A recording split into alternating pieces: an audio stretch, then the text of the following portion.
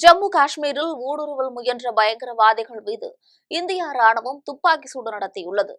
பகல்காம் தாக்குதலுக்கு பதிலடி கொடுக்கும் வகையில் இந்திய ராணுவம் பாகிஸ்தானின் பஞ்சாப் மாகாணத்தில் உள்ள 9 இடங்களில் பயங்கரவாத பயிற்சி முகாம்களை குறிவைத்து தாக்கியது. இந்நிலையில் நேற்று நள்ளிரவு 11 மணிக்கு ஜம்மு காஷ்மீரின் சம்பா பகுதியில் பயங்கரவாதிகள் ஊடுருவி உள்ளதாக இந்திய ராணுவம் கண்டறிந்தது. இதனைத் தொடர்ந்து எல்லை பாதுகாப்பு படையினர் தீவிரவாதிகள் மீது துப்பாக்கி சூடு நடத்தியதால் அவர்கள் அங்கிருந்து தப்பி சென்றனர். இதைத் தொடர்ந்து இந்திய ராணுவ படையினர் தீவிர கண்காணிப்பு பணியில் ஈடுபட்டுள்ளனர். இந்தியா பாகிஸ்தான் இடையே போர் பதற்றம் தொடர்ந்து அதிகரித்து வருவதால் இந்திய ராணுவம் பல்வேறு வகையான பாதுகாப்பு நடவடிக்கைகளை மேற்கொண்டு வருகிறது. இதுகுறித்து விவரிக்கிறது இந்த செய்தி தொகுப்பு. ராஜஸ்தான் முதலமைச்சர் பஜன்லால் சர்மா பாகிஸ்தான் மீது இந்தியா மீண்டும் தாக்குதலை தொடங்கியுள்ளதால் பாதுகாப்பு பணிகள் பலப்படுத்தப்பட்டுள்ளது. பகல்காம் பயங்கரவாத தாக்குதலின் எதிரொலியாக எல்லையில் மீண்டும் போர் பதற்றம் அதிகரித்துள்ளது.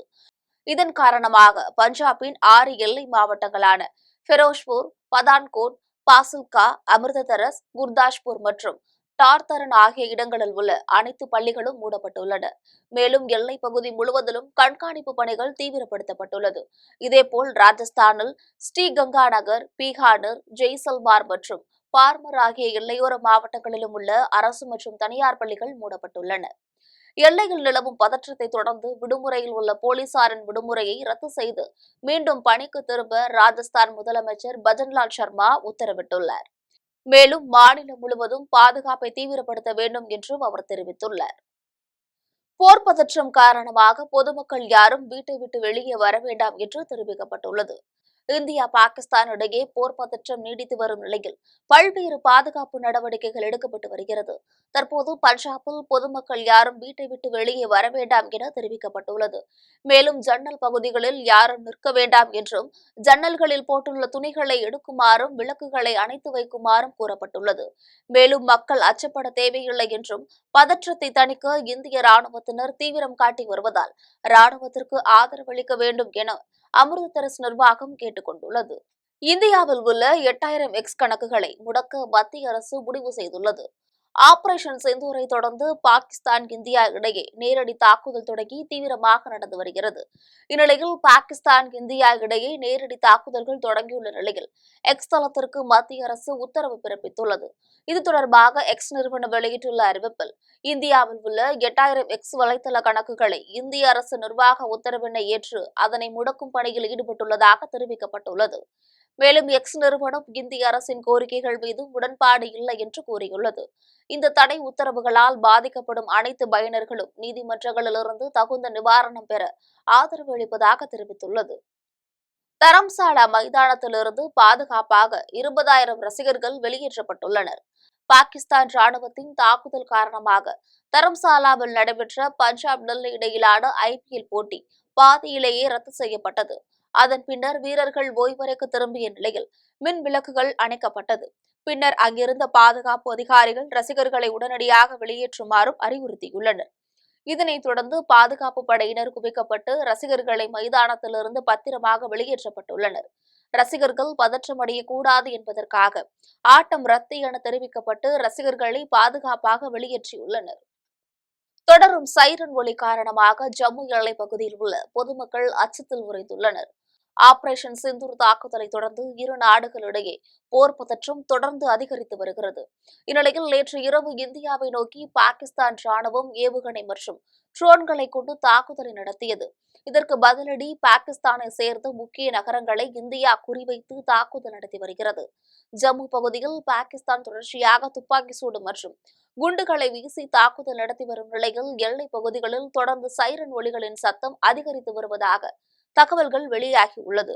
மேலும் ஜம்மு எல்லைப் பகுதியில் இரு நாடுகளிடையே துப்பாக்கி சூடு நடைபெற்று வருவதால் பொதுமக்கள் அச்சத்தில் உறைந்துள்ளனர். ஆபரேஷன் சிந்தூரை தொடர்ந்து இந்தியாவின் பதிலடி தாக்குதலால் 70 தீவிரவாதிகள் உயிரிழந்ததாக தகவல்கள் வெளியாகியுள்ளது. காஷ்மீரில் சுற்றுலா பயணிகள் மீது நடத்தப்பட்ட தீவிரவாத தாக்குதல் காரணமாக கடந்த 15 நாட்களுக்கு மேலாக இந்தியா பாகிஸ்தான் இடையே போர் பதற்றம் நிலவியது. இந்த நிலையில் தீவிரவாதிகளை அழித்தொழிக்கும் நடவடிக்கையாக ஆபரேஷன் சிந்தூர் என்ற பெயரில் இந்திய பாதுகாப்பு படைகள் பாகிஸ்தானில் உள்ள தீவிரவாத முகாம்களை குறிவைத்து தாக்குதல் நடத்தியுள்ளனர். இந்தியாவின் ராணுவம், விமானப்படை, கப்பல் படை இணைந்து நடத்திய இந்த கூட்டு ஆபரேஷனில் பாகிஸ்தான் ஆக்கிரமிப்பு காஷ்மீரிலிருந்து பாபல்பூர், முஷாபர்பாத், கோட்லி, மூர்தி ஆகிய பகுதிகளில் லஷ்கர்-இ-தொய்பா, ஜெய்ஷ்-இ-முகமது, ஹிஸ்புல் முஜாஹிதீன் ஆகிய தீவிரவாத அமைப்புகளில் தலைமையகங்கள், ஆயுத கிடங்குகள் தாக்கி அழிக்கப்பட்டதாக கூறப்படுகிறது. இந்தியாவின் இந்த திட்டமிட்ட துல்லிய தாக்குதலில் 70 தீவிரவாதிகள் உயிரிழந்ததாக தகவல்கள் வெளியாகியுள்ளது. மேலும் பாகிஸ்தானின் முக்கிய நகரங்களை இந்தியா குறிவைத்து தாக்குதல் நடத்தி வருகிறது. கராச்சி, பெஷாவர், முஷபராபாத், இஸ்லாமாபாத் ஆகிய பகுதிகளில் இந்திய ராணுவம் தொடர் தாக்குதல்களை நடத்தியுள்ளது. குறிப்பாக 10 ஏவுகணைகளை வீசி கராச்சி துறைமுகம் மீது இந்திய ராணுவம் தாக்குதல் நடத்தியது. இஸ்லாமாபாத்தில் உள்ள ஏவுகணைகள் விழுந்ததில் 16 இடங்களில் தீ விபத்து ஏற்பட்டதாக தகவல்கள் வெளியாகியுள்ளது. இந்தியா பாகிஸ்தான் பிரச்சினையில் தலையிடப் போவதில்லை என்று அமெரிக்க துணை அதிபர் ஜே.டி. வான்ஸ் கூறியுள்ளார். ஆபரேஷன் சிந்தூர் என்ற பெயரில் பகல்காம் தாக்குதலுக்கு இந்தியா பதிலடி கொடுத்து வருகிறது. இந்நிலையில் அமெரிக்க துணை அதிபர் ஜே.டி. வான்ஸ் செய்தியாளர்களை சந்தித்து பேசினார். அப்போது அவர் இந்தியா பாகிஸ்தான் இடையிலான பிரச்சினையில் தற்போது தலையிடப் போவதில்லை எனவும் பதற்றத்தை தணிப்பதற்கு முயற்சி செய்ததாகவும் கூறியுள்ளார். மேலும் இது மிகப்பெரிய போராகவோ அணு ஆயுத பிரச்சனையாகவோ மாறாது என நம்புவதாக தெரிவித்தார்.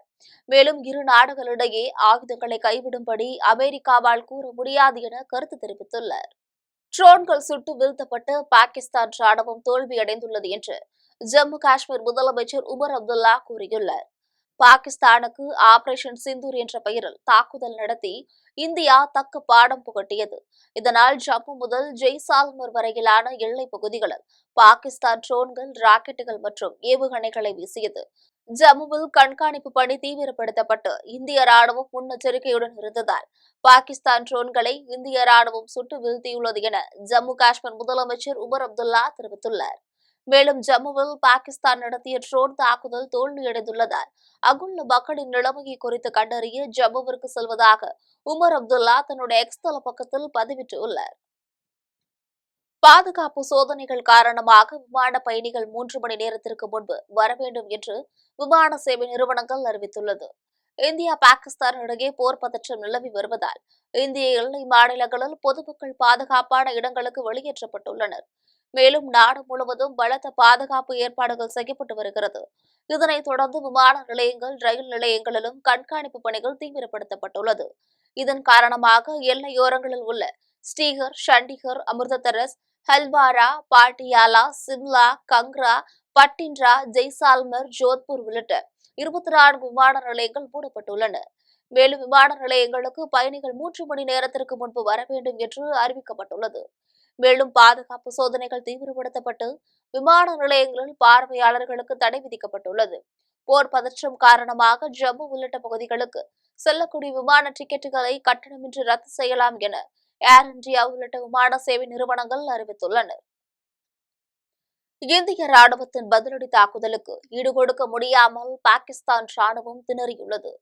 பகல்காம் தாக்குதலுக்கு பதிலடியாக இந்தியா ஆபரேஷன் சிந்தூர் என்ற பெயரில் பாகிஸ்தான் மீது பல்வேறு நடவடிக்கைகளை மேற்கொண்டது. இதனைத் தொடர்ந்து பாகிஸ்தான் ராணுவம் எல்லையில் ட்ரோன்கள், போர் விமானங்கள் மூலம் அத்துமீறி தாக்குதல் நடத்தியது. இதனை இந்திய ராணுவம் சுட்டு வீழ்த்தி பயங்கரவாதிகளின் ஊடுருவலை தடுத்து நிறுத்தியுள்ளது. இதில் குஜராத்தில் தாக்குதல் நடத்திய பாகிஸ்தானின் 3 ட்ரோன்களையும், ராஜஸ்தானின் ஜெய்சால்மரில் நடத்திய தாக்குதலில் 70 ட்ரோன்களை இந்தியா சுட்டு வீழ்த்தியது. இந்நிலையில் பாகிஸ்தானின் லாகூரில் இம்ரான்கான் ஆதரவாளர்கள் போராட்டம் நடத்தி வருகின்றனர். பலுசிஸ்தான் ஆதரவாளர்களும் குண்டுவெடிப்பு சம்பவங்களில் ஈடுபடுவதால் 3 முனைகளிலும் பாகிஸ்தானுக்கு கடும் அழுத்தம் ஏற்பட்டுள்ளது. இதனால் இந்தியா நடத்தும் பதில் தாக்குதலை எதிர்கொள்ள முடியாமல் பாகிஸ்தான் திணறி வருகிறது.